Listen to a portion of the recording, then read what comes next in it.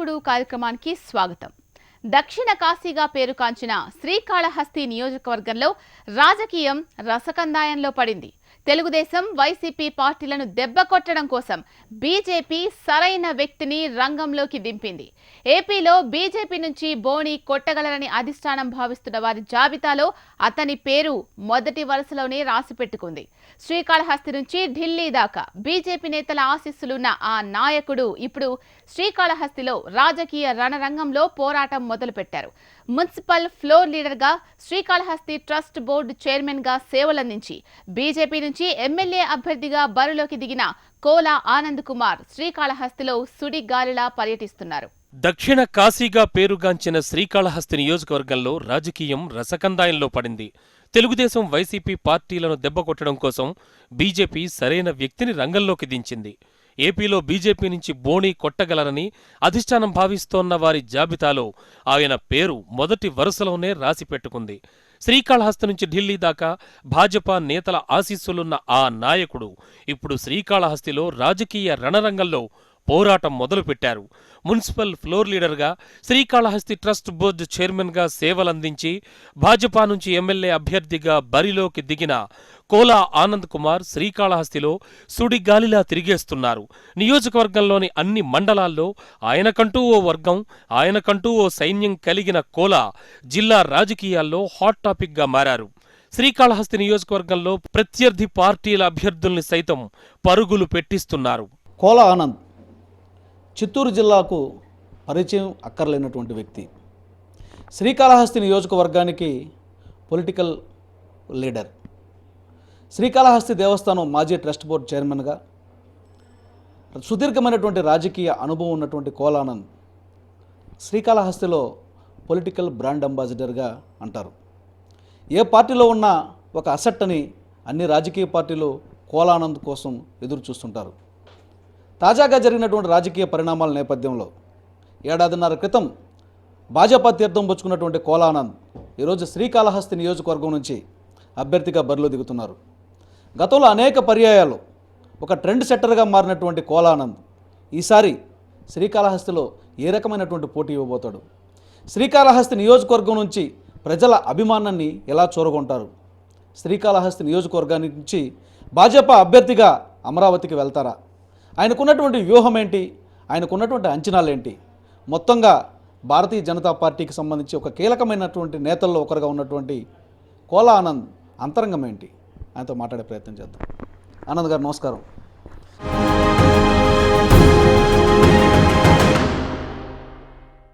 Bharatiya Janata party అభ్యర్థిగా శ్రీకాళహస్తి నుంచి పోటీ చేస్తున్నారు.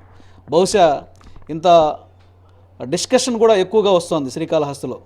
ఈ రాష్ట్రంలో భాజపా పోటీలో ఉన్నటువంటి ప్రాంతాలన్నిటికన్నా కూడా ఎక్కువ హాట్ టాపిక్ శ్రీకాళహస్తి మీదనే ఉన్నట్టుగా ఉంది. బాగా ఫోకస్ కూడా ఉంది.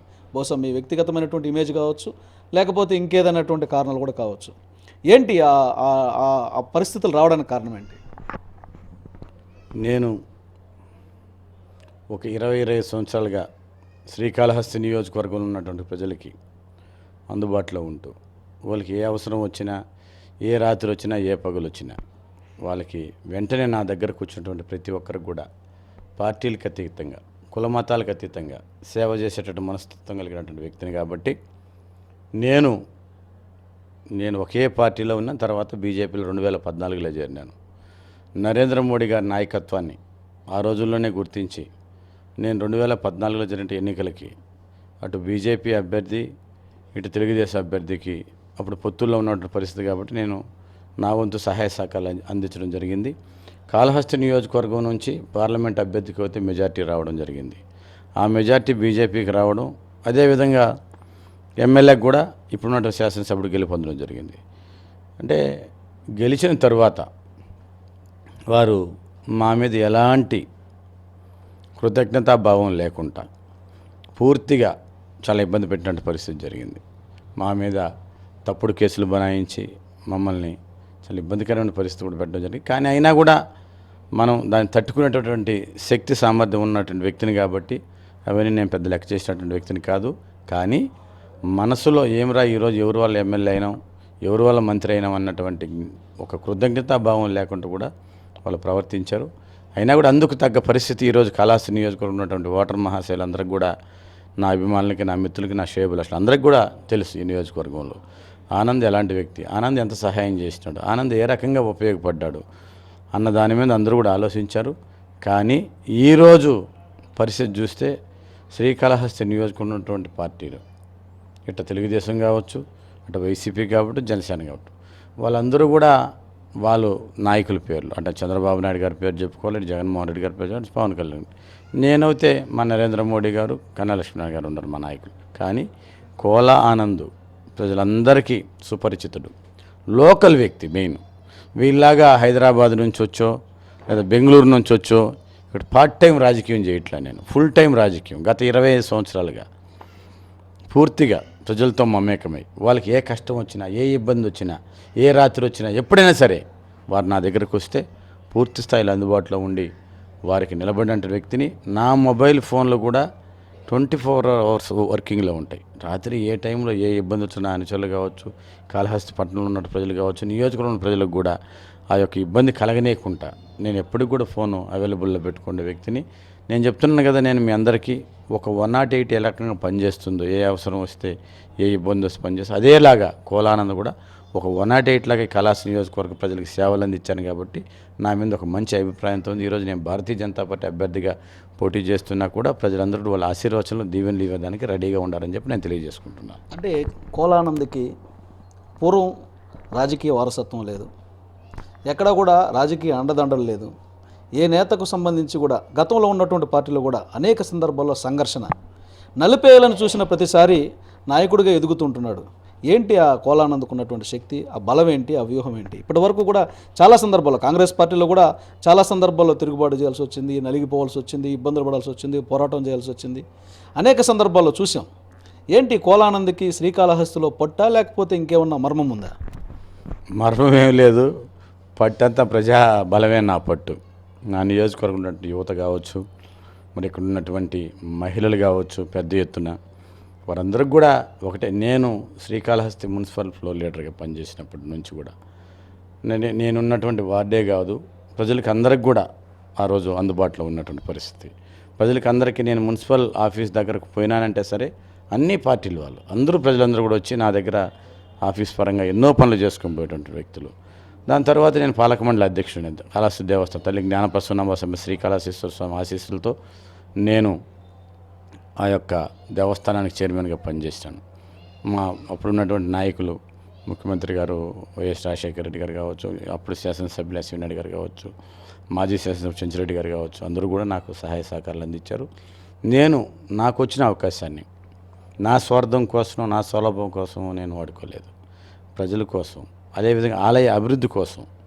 ఆలయాన్ని అభివృద్ధి అంటే మామూలుగా కాదు, ఈరోజు 100 కోట్లు దాటిపోయింది మా యొక్క ఆలయ ఆదాయం. అదేవిధంగా కొన్ని 100 మందికి బ్రతుకురీత్యా ఎంప్లాయ్మెంట్ ఇవ్వడం జరిగింది. అవన్నీ కూడా ఒక మహాశివరాత్రి బ్రహ్మోత్సవాలు వచ్చి అంగరంగ వైభవంగా తిరుమలకి ధీటుగా చేసే విధంగా, తరతరాలు చెప్పుకునే విధంగా కూడా అభివృద్ధి అంటే ఇలా కోలానంద్ చేసినాడు, టెంపుల్ని ఇలా అభివృద్ధి చేసి ఇన్ని 100 మందికి మనకు బ్రతుకురీత్యా ఉద్యోగాలు కల్పించినాడు. ఇవన్నీ కూడా ప్రజల్లో అవన్నీ బాగా చర్చ. అదే కాకుండా మాకు దగ్గరలో ఉన్న శ్రీ సిటీ కావచ్చు, మా నియోజకవర్గంలో కంపెనీలు కావచ్చు, అదే పక్క రాష్ట్రాలు తమిళనాడు, కర్ణాటక, ఇకపోతే తెలంగాణ, ఇంకా నాకు తెలిసినంత ఈ దేశంలో ఎక్కడైతే ఉన్నారో నా సర్కిల్ అంతా కూడా వారందరికీ చెప్పి ఒక ఎంప్లాయ్మెంట్, ఒక సాఫ్ట్వేర్ ఇంజనీర్లు అందరినీ కూడా అవకాశం, కొన్ని వేల కుటుంబాలకి ఈరోజు కాళహస్తి నియోజకవర్గంలో బ్రతుకురీత్యా, నేను ఉద్యోగరీత్యా వాళ్ళందరూ కూడా అవకాశం కల్పించాను. కాబట్టి మనం కాళహస్తి ప్రజల గుండెల్లో మనం ఉన్నాం, వాళ్ళందరూ కూడా మనం ఎప్పటికప్పుడు ఆనందం మాకు కావాలనే ఉద్దేశంతో వాళ్ళందరూ కూడా ఉన్నారు.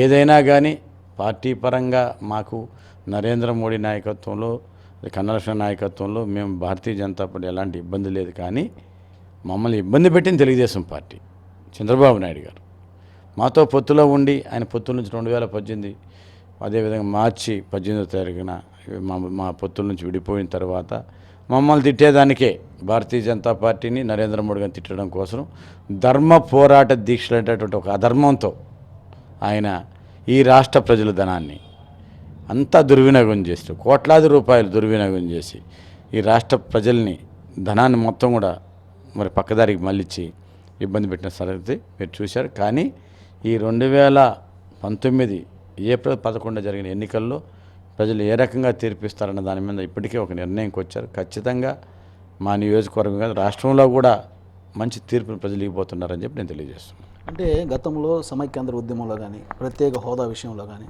కోలా ఆనంద్ కూడా పోరాటం చేయడం జరిగింది. అయితే ఈరోజు మీరు అన్నట్లుగా తెలుగుదేశం పార్టీ కానీ లేదంటే ప్రభుత్వం అధికారికంగా కానీ భారతీయ జనతా పార్టీ ఏదో కుట్ర చేసి ప్రత్యేక హోదాను రానివ్వకుండా చేసిందన్నటువంటి ప్రచారాన్ని జనంలోకి తీసుకెళ్లే ప్రయత్నం చేస్తున్నారు.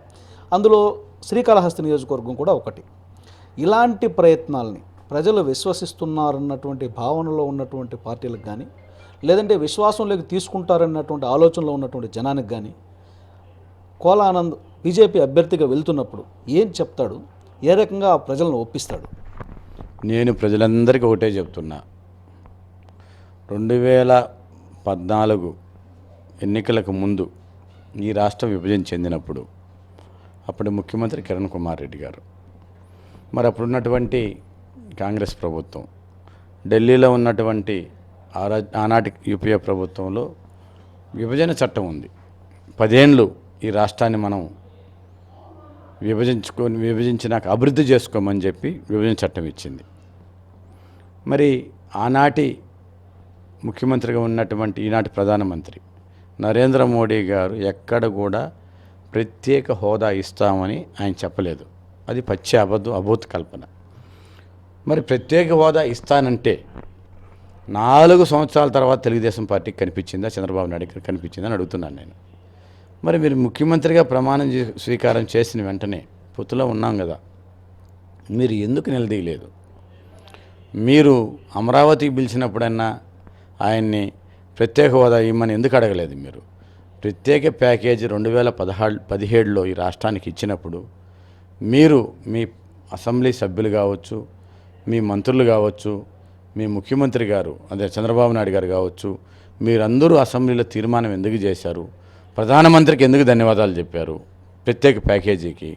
అదేవిధంగా మన మంత్రిగా ఉన్నటువంటి పెద్దల గౌరవనీయులు వెంకయ్యనాయుడు గారిని పిలుచుకొచ్చి ఊరు తిప్పి ర్యాలీలు చేసి సన్మానాలు, ప్రత్యేక ప్యాకేజు ఈ రాష్ట్రానికి లక్షల కోట్లు, వేల కోట్ల రూపాయలు మనకు ప్రకటించారు. దీనికి మనం వెంకయ్యనాయుడు గారికి ధన్యవాదాలు చెప్పాలి. ఆంధ్ర రాష్ట్రం నుంచి వెంకయ్యనాయుడు గారు మనకి ఇంత పెద్ద సహాయం చేశాడు కాబట్టి మీ తెలుగుదేశం ఎమ్మెల్యేలు, మీ తెలుగుదేశం ఎంపీలు, మీ తెలుగుదేశం మంత్రులందరూ కూడా ఒక్క వెంకయ్యనాయుడు గారిని ప్రతి ఊరేగించారు. మరి దీని వెనక ఏంటనుకోవాలి చెప్పండి? ఇది ఒక డ్రామానా, మీకు హోదానా, లేక ప్యాకేజీనా? ప్యాకేజీ కావాలనేది మీరే, ప్యాకేజీ ఇచ్చినాక చాలా అద్భుతమైన ప్యాకేజీ అని చెప్పి అసెంబ్లీ తీర్మానం చేసింది మీరే. దాని తర్వాత ఇప్పుడు ప్రత్యేక హోదా కావాలంటే అంటే ప్రజలు ఏమన్నా, ఆంధ్ర రాష్ట్ర ప్రజలు ఏమన్నా అర్థం చేసుకునే పరిస్థితిలో ఉండారా? ఈరోజు సోషల్ మీడియాలో ఆ రోజు నీవేం మాట్లాడినావు, ఏం చెప్పావు అన్నటువంటిది మీకు కొన్ని ఛానల్స్లో తప్పు చూపించినా కూడా, అబద్ధపు ప్రచారం చేసినా కూడా, మరి ఇప్పుడు చూపించే ఛానల్స్లో పక్కన చంద్రబాబు నాయుడు గారు ఏం మాట్లాడారు, ఆ రోజు ఏం చెప్పారన్నటువంటిది బిట్లుగా వేసి చూపిస్తున్నారు. ఇదే యుగాలు గడిచిపోలే, అంతా 4-5 సంవత్సరాల్లో జరిగినటువంటి విషయాలు ఇవన్నీ కూడా ఆంధ్ర రాష్ట్రంలో ఉన్న ప్రజలే కాదు, దేశ విదేశాల్లో ఉన్నటువంటి ప్రజలందరూ కూడా, ఆంధ్ర రాష్ట్ర ప్రజలందరూ కూడా చూస్తున్నారు. ఆ రోజు ఈయన ఏ రకంగా మెచ్చుకున్నాడు ఆ ప్యాకేజీకి, ఎంత అద్భుతంగా ఉందన్నాడు ప్యాకేజు, అసెంబ్లీలో ఎంత గొప్పగా ఆయన తీర్మానం చేసినాడు, ధన్యవాదాలు ఎంత గొప్పగా చెప్పాడు ప్రధానమంత్రి గారికి అన్నటువంటిది ఆంధ్ర రాష్ట్ర ప్రజలందరూ కూడా చూశారు.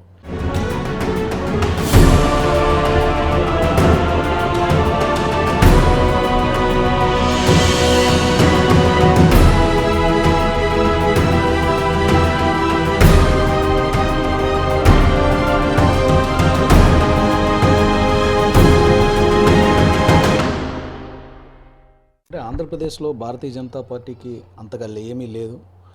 మరీ ముఖ్యంగా నగరాల్లో ఉన్నటువంటి చోట్లైనా కూడా అంతంత కేటర్ కనిపిస్తుంది.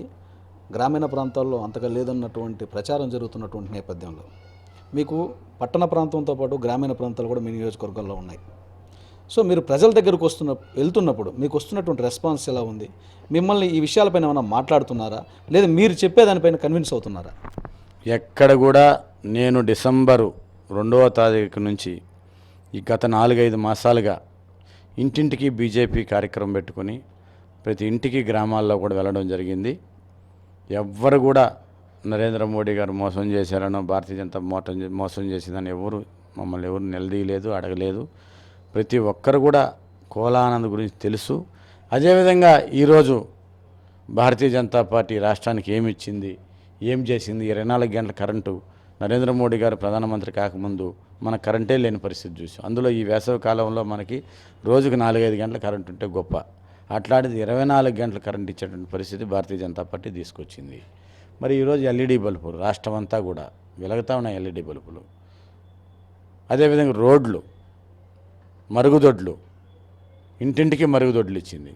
ప్రతి స్కూల్లో స్వతంత్రం వచ్చి 72 సంవత్సరాలు అయితే కూడా ఇప్పటి వరకు ఏ ఒక్క స్కూల్స్లో కూడా టాయిలెట్స్ లేని పరిస్థితి చూసాం. పిల్లలు చాలా ఇబ్బంది పడ్డారు పాపం. మరి అట్లాంటి దానికంతా కూడా టాయిలెట్స్ కట్టించడం జరిగింది. మరి కాళహస్తి రూరల్ మండలంలో మరి సోమశిల స్వర్ణముఖి ఎస్ఎస్ కెనాలు ఎప్పుడో 10 ఏళ్ల క్రితం ప్రారంభం, ఇప్పటి వరకు కూడా అట్లా నిరుపయోగం ఉంది. అది పూర్తి చేసేటువంటి బాధ్యత ఒక కాళహస్తి రూరల్ మండలమే కాదు, ఏర్పేడు మండలం మీద కూడా ప్రవహిస్తుంది. అది వచ్చిందంటే ఏర్పేడు మండలానికి, అటు కాళహస్తి రూరల్ మండలం మిట్ట ప్రాంతంకి అయితే లిఫ్ట్ ఇరిగేషన్ పెట్టే విధంగా కూడా ఎక్కడ కూడా ఇప్పుడు త్రాగునీరుకి చాలా ఇబ్బందికరమైన పరిస్థితి ఉంది. కాళహస్తి రూరల్ మండలంలో మిట్ట ప్రాంతంలో, పడమర ప్రాంతంలో అవన్నీ కూడా అభివృద్ధి చేసే విధంగా 24 గంటల ప్రజలతో అందుబాటులో ఉండే నాయకుడు కాదు. మరి ఇక్కడ ఉన్నటువంటి ఇప్పుడు పోటీ చేసినటువంటి వ్యక్తులు మరి వైసీపీ కావచ్చు, అదేవిధంగా ఆయనేమో బెంగళూరు నుంచి దిగి ఉన్నాడు, ఈయన హైదరాబాద్ నుంచి దిగి ఉన్నాడు సుధీర్ రెడ్డి, ఇంకొక జనసేన నుంచి ఏ ఊరో కూడా తెలవని పరిస్థితి. అంటే భారతీయ జనతా పార్టీ అభ్యర్థిగా మీరు చాలా విషయాలు చెప్పారు. 100 కోట్లతో ఒకరు వస్తున్నారు, 50 కోట్లతో ఒకరు వస్తున్నారని. అంటే మనీ మేడ్ పాలిటిక్స్ వచ్చేసినాయని దాదాపుగా అర్థమైపోతుంది జనానికి. మరి కోలానంద్ ఎన్ని కోట్లు ఎత్తుకోబోతాడు? కోలానంద్ దగ్గర చినిగిపోయిన కోట్లు కూడా లేవు, ఏమే అన్ని కోట్లు కూడా లేవు. నాకు కోట్లు పెట్టాల్సిన అవసరం లేదు, కోట్లు పోయాల్సిన అవసరం లేదు.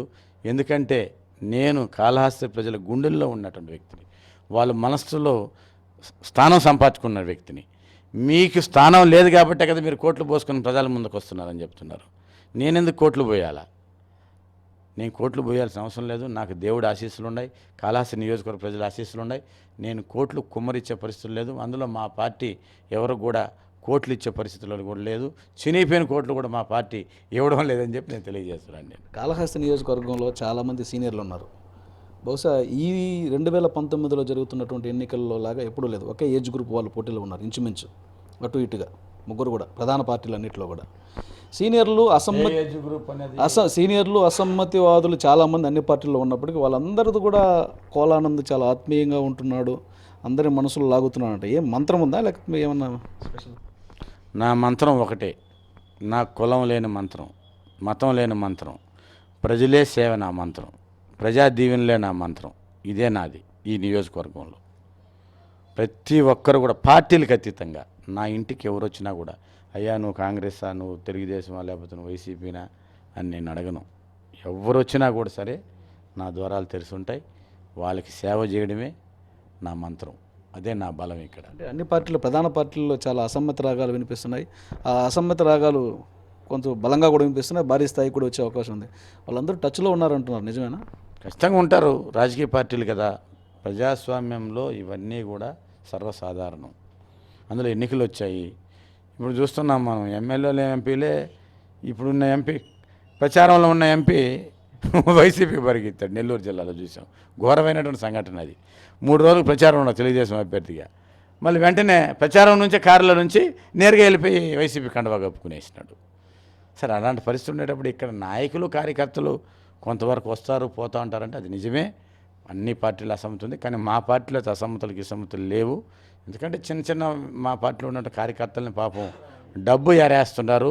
మీకు ఏదో అది ఇస్తాం ఇది ఇస్తామని చెప్పి పాపం వాళ్ళని ప్రలోభ పెడుతున్నారు డబ్బుల కోసమే. కానీ మాకు ఇక్కడ అసమ్మతి లేదు. భారతీయ జనతా పార్టీ అందరం కలిసికట్టుగా పార్టీ కోసం కృషి చేస్తున్నాం. ఇక్కడ పార్టీ అభ్యర్థి కోసం మా నాయకులు కార్యకర్తలు కూడా పెద్ద ఎత్తున రేయింబగులు గ్రామాలు తిరుగుతున్నారు. రేయింబగులు పట్టణంలో వార్డుల్లో ఎక్కడ చూసినా బీజేపీ నినాదంతో ముందుకెళ్తున్నాం. ఖచ్చితంగా విజయం సాధిస్తాం మేము అని చెప్పి తెలియజేస్తాం. అంటే భారతీయ జనతా పార్టీని చూసి కావచ్చు, లేకపోతే కోలానంద్ ఈ ప్రజల్లో మమేకమై ఉన్నటువంటి తీరుని చూసి కావచ్చు, లేకపోతే మీరు అన్నట్టుగా ఎక్కడ ఆపదొస్తే అక్కడికి వాలిపోతాడు ఆనంద్ అన్నటువంటి భరోసాతో కావచ్చు, శ్రీకాళహస్తి నియోజకవర్గ ప్రజలు మిమ్మల్ని ఆదరించి గెలిపిస్తే మీ ప్రాధాన్యతమైనటువంటి అంశాలు శ్రీకాళహస్తికి ఏం చేయాలనుకుంటారు? ఎందుకంటే ఆల్రెడీ ఇండస్ట్రియల్ ఏరియా, ఇది ఇండస్ట్రియల్గా కూడా డెవలప్ అయింది. ఇంటర్నేషనల్ ఎయిర్పోర్ట్ పేరుకు తిరుపతి అయినా మీ నియోజకవర్గం అయినటువంటి రేణిగుంట మండలంలోనే ఉంది. సో ఇండస్ట్రియల్ కారిడార్ కూడా ఇంచుమించు మీ దగ్గరే ఉంది. ఈ మధ్యనే సిలికాన్ సిటీ అని కూడా చంద్రబాబు నాయుడు మీ నియోజకవర్గంలోనే ప్రకటించడం జరిగింది. సో ఇట్లాంటి అభివృద్ధినన్నింటినీ కూడా వాళ్ళు చూపించి ఇది మేము చేసామని చెప్పుకుంటున్నటువంటి తరుణంలో ఒకవేళ కోలానందని ఈ శ్రీకాళహస్తి ప్రజలు ఆశీర్వదించి అసెంబ్లీకి పంపిస్తే మీ ప్రాధాన్యతలు ఏంటి? నేను చెప్పా కదా, ఇప్పుడు మాకు 4 మండలాలు, శ్రీకాళహస్తి పట్టణంలో ఏ సమస్యలు ఉన్నాయి. ఒక మేజర్ పంచాయతీ రేణుగుంట అయితే నాకు తెలిసి 10 ఏళ్ళైంది కాళహస్తిలో కలిపి 2009లో. అంతవరకు తిరుపతిలో ఉన్నటువంటి మండలం అది. కాళహస్తి నియోజకవర్గంలో 2009లో కలిసినప్పటి నుంచి కూడా ఇక్కడ ఆయనే ఎమ్మెల్యేనే ఉన్నాడు. ఎలాంటి అభివృద్ధి లేదు రేణుగుంట పట్టణం. నేను పట్టణం మొత్తం కూడా తిరుగుతున్న సొంత బంధువుల్లో. ఇంకా కూడా ఈ రోజుల్లో అంత దారుణంగా రేణుగుంట పట్టణాన్ని పెట్టారంటే చాలా అవమానంగా భావిస్తున్నాను నేను. ఖచ్చితంగా నా మొదటి కర్తవ్యం రేణుగుంటని మాత్రం చాలా అద్భుతమైన పట్టణంగా తీర్చిదిద్దాల్సిన బాధ్యత ఉంది. దాని ఒక మున్సిపాలిటీ కూడా చేయాల్సిన పరిస్థితి ఉంది. నేను 2000 వార్డు కౌన్సిల్లో పోటీ చేశాను, హయ్యెస్ట్ మెజార్టీ. నాకు ఆ రోజు తెలుగుదేశం క్యాండిడేట్ మీద నాకు చాలా పెద్ద ఆయన నాకు చాలా రాష్ట్రంలో అతిపెద్ద మెజార్టీతో గెలిచాను నేను. తర్వాత నేను మున్సిపల్ ఫ్లోర్ లీడర్గా ఉన్నాను. వైస్ చైర్మన్గా ఒక్క ఓటుతో ఓడిపోయినటువంటి వార్డుని నేను మళ్ళీ గెలిపించుకున్నాను 200 ఓట్లతో. నేనే వైస్ చైర్మన్. నేను వైస్ చైర్మన్ కాకూడదని చెప్పి అప్పటి మంత్రి బొజ్జల గోపాలకృష్ణారెడ్డి నన్ను ఆర్డినెన్స్ తీసుకొచ్చి సింగిల్ మెజార్టీతో ఉన్నటువంటి మున్సిపల్ యాక్ట్ని 2/3 మెజార్టీ తీసుకొచ్చినాడు. ఒక్క ఓటుతో గెలిచిన మెజార్టీతో నేను వైస్ చైర్మన్ అతను కాకూడదని చెప్పి ఆ రోజులు అంత కుట్ర చేసి రాష్ట్ర రాజ్యాంగానే మార్చారు, చట్టాన్ని మార్చారు.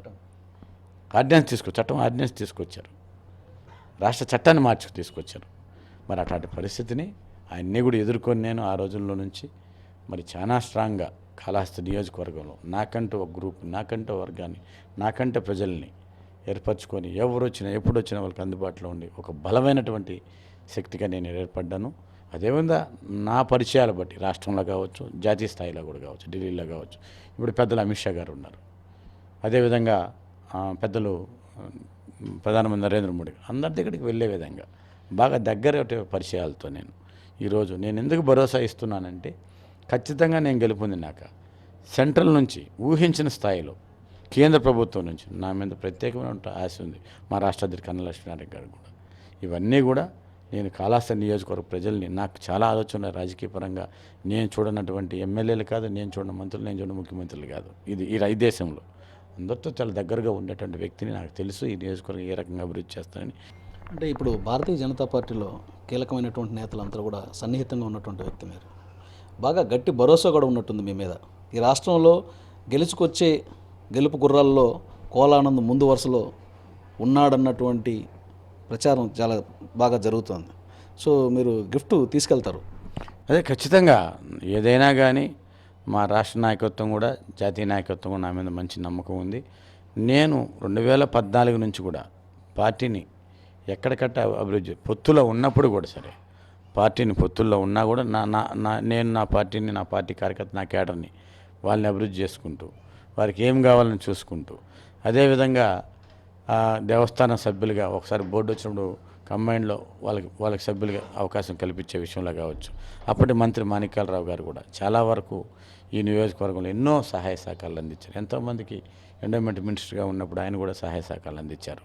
ఇవన్నీ కూడా రాష్ట్ర నాయకత్వం ఎక్కడ గ్రహిస్తుందంటే పార్టీని అన్ని మండలాలకు సంబంధించి, పట్టణాలకు సంబంధించి, అన్ని వివిధ మోర్చాలకు సంబంధించి కమిటీలు వేసుకోవడంలో కావచ్చు, అదేవిధంగా సభ్యత్వమే నా నియోజకవర్గంలో 63,000 మంది సభ్యత్వం చేయడం జరిగింది. బీజేపీ సభ్యత్వం ఉంది ఇక్కడ, 63,000 మంది సభ్యత్వం ఉంది కాళహస్తి నియోజకవర్గం. స్టేట్లో ఇదే హైయెస్ట్ ఒక నియోజకవర్గం, హైయెస్ట్ సభ్యత్వం. అదేవిధంగా దాని తరువాత బూత్ కమిటీలు పెట్టించాం. మా నియోజకవర్గంలో ఉన్నటువంటి 279 బూతుల్లో ఇప్పుడు 89 అయినాయి, 10 బూతులు పెరిగాయి ఈ ఎన్నికలకి. మొత్తం అన్ని బూతులకు సంబంధించి కమిటీలు వేయడం జరిగింది, బూత్ కమిటీలు. అది భారతీయ జనతా పార్టీ యొక్క విజయ రహస్యం. అది ప్రతి బూత్లో కూడా ఒక 10 మంది నుంచి 20 మంది బూత్ సభ్యులు ఉండాలి. అటాడిది నేను 2017 డిసెంబర్లోనే బూత్ కమిటీలను కూడా పూర్తి చేసి బూత్ కమిటీ సమ్మేళనం కూడా జరిపిన కాళహస్తి నియోజకవర్గం. ఇవన్నీ కూడా పార్టీ గ్రహించింది. ఎప్పటికప్పుడు ఏ కార్యక్రమం జరిగినా, పార్టీ కార్యక్రమం జరిగినా, దేనికి పిలిపించినా మేము అందుబాటులో ఉండి వెంటనే మా కార్యకర్తలు మా నాయకులందరూ కూడా వచ్చి కార్యక్రమంలో పాల్గొనడం, ఏ పార్టీ కార్యక్రమంలో ఎక్కడున్నా కూడా సరే అందరూ అందుకోవడం, అవన్నీ కూడా పార్టీ దృష్టిలోకి పోయినాం. అదేవిధంగా రాష్ట్ర పార్టీ కావచ్చు, జాతీయ పార్టీ కూడా మాకు మంచి గుర్తింపు ఇచ్చారు. ఖచ్చితంగా వాళ్ళు ఒక భరోసాతో ఉన్నారు గట్టిగా. ఇక్కడ నుంచి కాళహస్తి నుంచి ఒక గట్టి నమ్మకంతో ఉన్నారు భారతీయ జనతా పార్టీ అభ్యర్థి ఇక్కడ గెలుస్తాడని. ఖచ్చితంగా దేవుడి ఆశీస్సులు, కాళహస్తి నియోజకవర్గ ప్రజల ఆశీస్సులు ఉంటే ఖచ్చితంగా నేను ఎమ్మెల్యే గెలుపొందుతానని నమ్మకం నాకు ఉందని చెప్పి తెలియజేస్తున్నాను. చివరగా ఈ నియోజకవర్గంలో ఇప్పుడు ప్రస్తుతం ఉన్నటువంటి 4 పార్టీల పోటీలో మీకు ప్రధానమైనటువంటి పోటీ ఏ పార్టీ నుంచి ఉందనుకుంటున్నారు?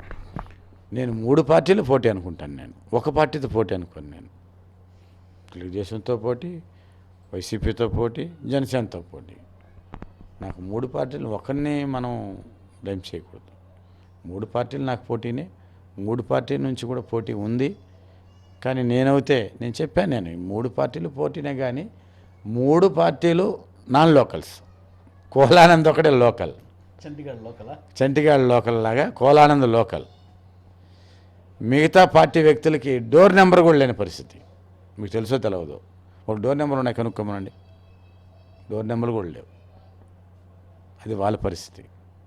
సో చూస్తున్నాం, శ్రీకాళహస్తి నియోజకవర్గంలో 108 అంబులెన్స్ లాగా ఎప్పుడు పిలిస్తే అప్పుడు వచ్చే సేవకుడు కావాలా, ఎక్కడి నుంచో వచ్చినటువంటి నాయకుడు కావాలా, శ్రీకాళహస్తి ప్రజలే నిర్ణయిస్తారు.